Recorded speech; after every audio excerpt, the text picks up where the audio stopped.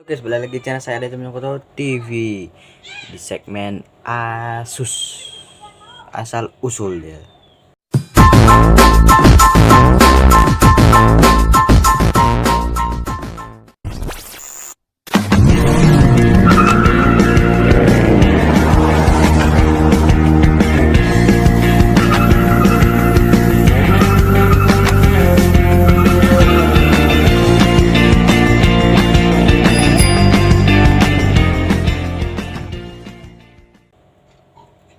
Dan hari ini kita akan membahas tentang asal usul bahasa orang Indonesia. 41% lebih orang Indonesia itu bahasa Jawa ya. Jadi bahasa Jawa ini bermula sejak abad ke-9 ya guys. Jadi dalam bentuk bahasa Jawa kuno ya. Jadi awalnya dia itu berevolusi hingga menjadi bahasa Jawa baru sekitar abad ke-15 aja tuh. Informasi lah, pegang aja deh. Pada abad ke-15 ya guys. Bahasa Jawa itu awalnya bukan pakai aksara Jawa ya. Pakai aksara India ya guys, yang gitu ya. Aksara Hindi ya. Terus diadaptasi menjadi aksara Jawa dan akhirnya bahasa Jawa menjadi tulisan yang Latin ya, A B C D itu ya guys. Bahasa Jawa juga memiliki sastra tradisi paling tua di antara bahasa-bahasa Austronesia. Jadi bahasa Austronesia itu bahasa yang kayak bahasa dari Austronesia itu wilayah ya, persebaran gitu ya. Jadi bagian itu Indonesia, Malaysia, Thailand, pokoknya ASEAN ya kan, Pasifik, Taiwan, pokoknya wilayah Laut Cina Selatan, wilayah Laut ASEAN, sama itu apa namanya Pasifik ya. Jadi tapi dulu Papua itu tidak termasuk ya guys. Papua itu beda ya. Papua itu dulu dia menyatu sama Australia karena zaman es, jadi air laut naik terpisah ya. Dulu namanya daratan Sahul ya gitu ya. Terus nah, jadi nomina dalam bahasa Jawa umumnya diletakkan dalam atribut yang memodifikasinya. Verba dapat dibedakan menjadi bentuk transitif dan intransitif ya. Bentuk aktif dan pasif atau dibedakan berdasarkan modusnya. Terus nah guys, ada saya guys. Jadi tadi ada saya jadi atau dibedakan berdasarkan modusnya: indikatif, irrealis, dan atau subjungtif, atau imperatif dan propositif ya. Bahasa aja mengenal pembedaan antara beberapa tingkat ya. Tutur yang penggunaannya ditentukan oleh derajat kedekatan hubungan atau perbedaan status sosial ya. Jadi mereka tuh bahasa Jawa itu punya tingkatan yang masing-masing tergantung derajat kedekatan hubungan dan status sosialnya ya gitu, antara pembicara dan lawan bicara atau orang yang dibicarakan gitu guys. Jadi klasifikasi bahasa Jawa itu merupakan bagian dari subkelompok Melayu Polinesia dalam rumpun bahasa Austronesia seperti saya bilang tadi. Walaupun tidak kerabatannya dengan bahasa-bahasa Melayu Polinesia yang lain sulit ditentukan menggunakan metode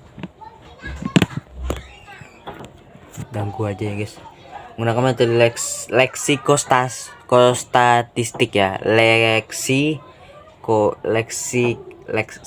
ya. Leksikostatistik ya, susah banget ngomongnya. Jadi pada tahun 1945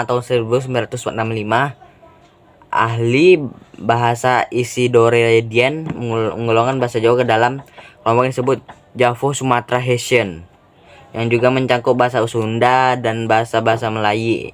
Kelompok ini juga disebut Melayu Jawani oleh ahli bahasa Branded Notover, yang pertama kali berusaha merekonstruksi leluhur dari bahasa-bahasa dengan kelompok hipotetis ini dengan data yang saat itu bahasanya terbatas pada 4 bahasa, yaitu 4 bahasa saja, yaitu bahasa Jawa, Sunda, Madura, dan Melayu ya.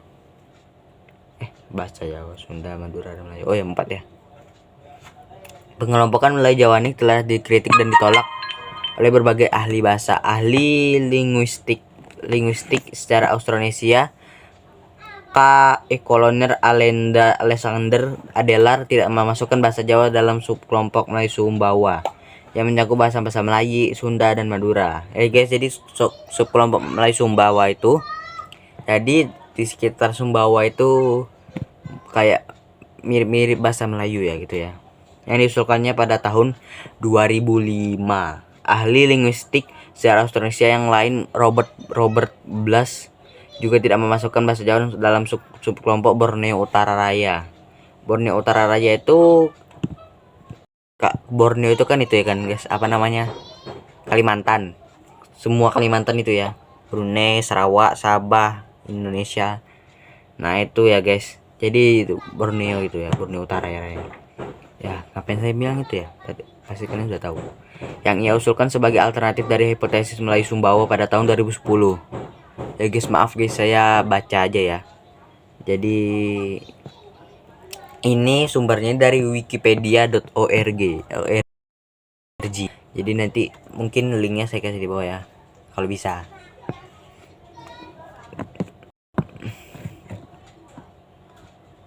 Juga tidak memasukkan bahasa Jawa dalam subkelompok Borneo Utara Raya tadi kan ya, yang ia usulkan sebagai alternatif dari hipotesis Melayu Sumbawa pada tahun 2010. Meski begitu, Blas juga mengemukakan kemungkinan bahwa subkelompok Borneo Utara Raya berkerabat dengan bahasa-bahasa Indonesia Barat lainnya, ya termasuk bahasa Jawa.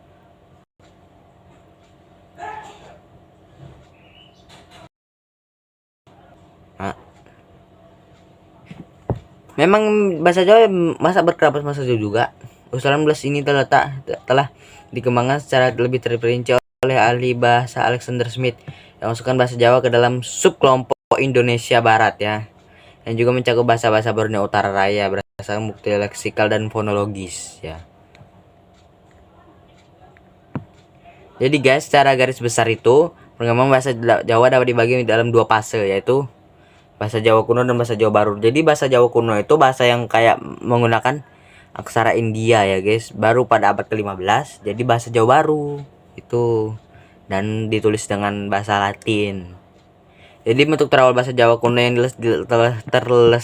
terlestarikan dalam tulisan yaitu Prasasti Sukabumi.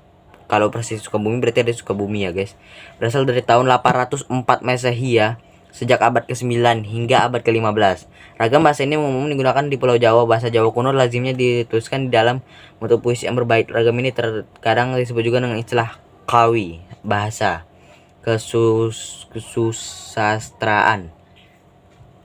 Walaupun istilah ini juga menunjuk pada unsur-unsur arkais dalam ragam tulisan bahasa Jawa baru. Sistem tulisan yang digunakan untuk menulis bahasa Jawa kuno merupakan dari aksara Palawa yang berasal dari India ya guys. Jadi aksara Palawa itu dari India ya guys. Jadi sebanyak hampir 50% dari keseluruhan kosakata dalam tulisan-tulisan berbahasa Jawa kuno berakar dari bahasa Sanskerta ya guys. Jadi Bhinneka Tunggal Ika, nah itu bahasa Sanskerta ya guys. Walaupun bahasa Jawa kuno juga memiliki serapan dari bahasa-bahasa lain di Nusantara ya guys.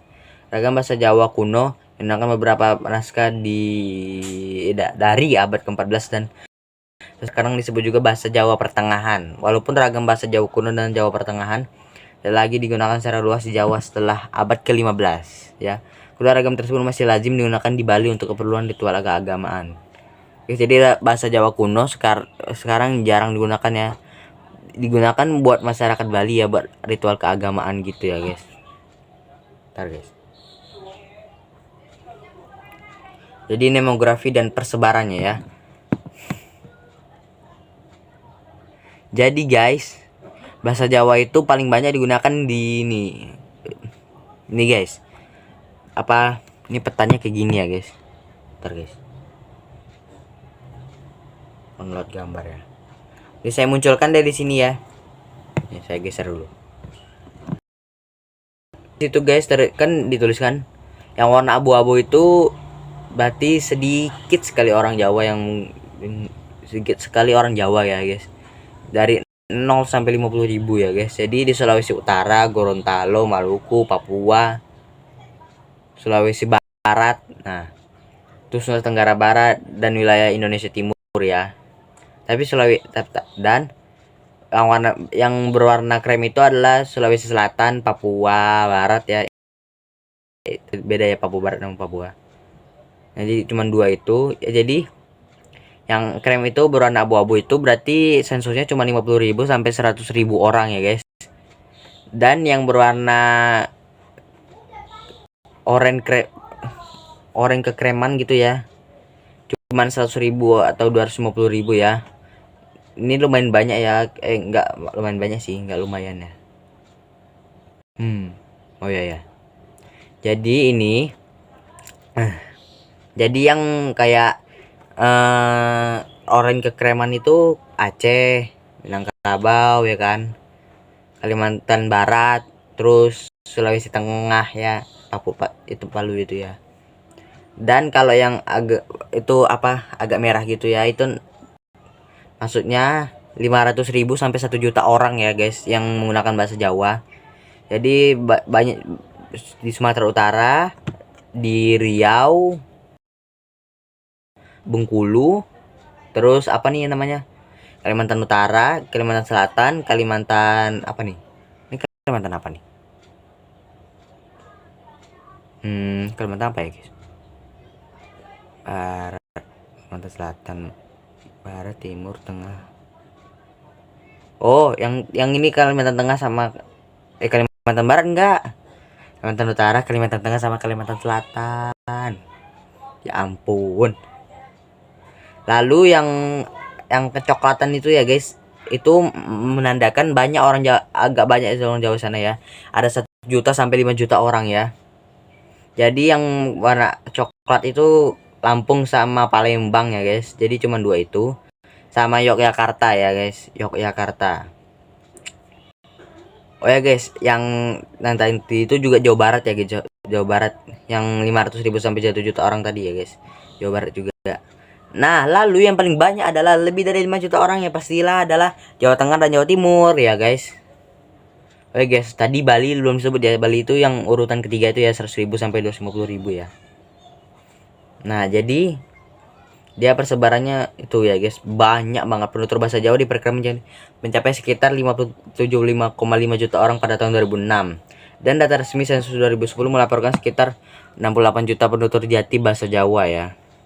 Jadi paling banyak itu Jawa Tengah, daerah istimewa Yogyakarta dan Jawa Timur ya. Mencakup 83% dari total jumlah penutur jati bahasa Jawa di Indonesia. Ya, dia kan di Pulau Jawa. Selain di Pulau Jawa, bahasa Jawa juga dituturkan sebagai bahasa ibu di daerah transmigrasi seperti Lampung, Riau, Jambi, Kalimantan Tengah ya. Jadi itu. Dan di luar Indonesia juga ada guys, yaitu Suriname, Belanda, Kaledonia Baru, Malaysia ya. Terutama Malaysia itu terutama di pesisir barat Johor ya. Dan fonologi ini apa ya? Oh, ini tidak usah, dan kita lihat tata bahasa. Nah, ini enggak usah tata bahasa ya guys. Dialek. Nah, jadi guys, ada dialek itu ada beda-beda ya guys. Jadi dialek yang dituturkan di wilayah barat yaitu Banyumas sampai Bagelen itu Banyumasan namanya ya. Indramayu sampai Cirebon, Tegal, Brebes, Pekalongan dan Banten itu punya dialek masing-masing ya guys. Jadi Banyumas dan Bagelen itu punya dialek namanya Banyumasan. Indramayu sama Cirebon itu punya dialek sendiri juga. Terus Tegal, Brebes, Pekalongan juga, Banten juga ya. Dan yang dialek yang diperlukan di wilayah tengah itu adalah Surakarta sampai Yogyakarta itu dialek Mataram, Madiun, Kediri, Blitar itu Mataraman ya, Semarang, Demak, Kudus, Jepara memakai itu Semarangan ya. Dan Blora, Rembang, Pati memakai adat sendiri ya gitu guys. Dialek yang dipertuturkan di wilayah timur Surabaya, Malang, Pasuruan, Arekan ya. Are-are ya gitu ya. Kalau dan bagian paling ujung Jawa itu Banyuwangi ya, namanya bahasa Using ya. Bukan bahasa Using, dialek Using gitu ya.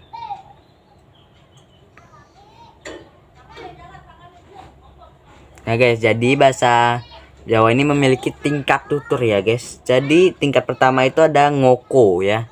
yang kedua madya, dan yang ketiga kerama ya namanya. Untuk ngoko digunakan untuk berbicara kepala orang yang akrab dengan pembicara ya.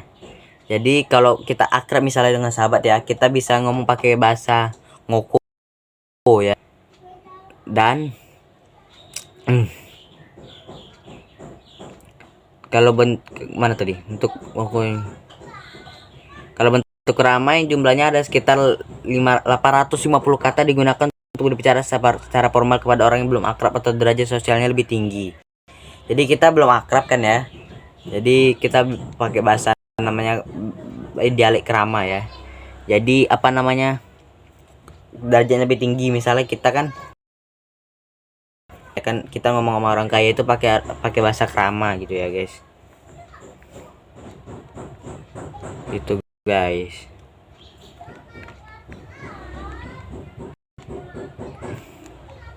Dan cukup sampai segini dulu video hari ini ya. Oke guys, jangan lupa di like, comment, share, and subscribe. Dan kalau kalian suka konten Asus ini atau asal usul, kita akan jumpa lagi di